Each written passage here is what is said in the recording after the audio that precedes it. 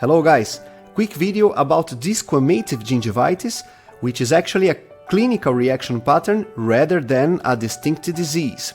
8% of the cases of this type of gingivitis are caused by one of the three diseases that we are going to comment today.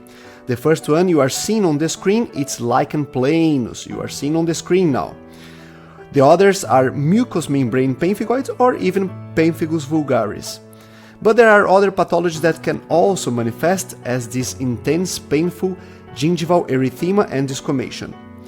When desquamative gingivitis occurs due to Lichen planus, it typically presents as a red and shiny erythema on both marginal and attached gingiva.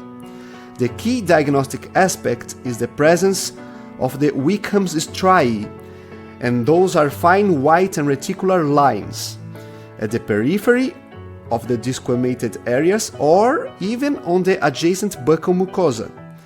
The erosion is chronic, highly sensitive to acidic foods, and often has periods of remission. Pemphigus vulgaris, on the other hand, is an autoimmune reaction affecting the structure of the epithelial tissue, and this induces blisters that have thin walls and are very fragile. On the gingiva, we almost never see an intact blister. Instead, patients present with massive, shallow, and extremely painful ulcers on the tissue. Mucous membrane pemphigoid, or MMP, affects the basement membrane zone itself, causing the entire epithelium to lift off the connective tissue.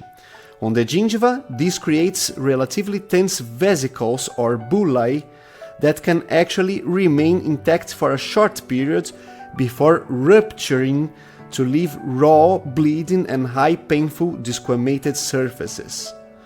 Since there are other pathologies, we need to do a biopsy and histopathologic diagnosis to make sure of the definite diagnosis.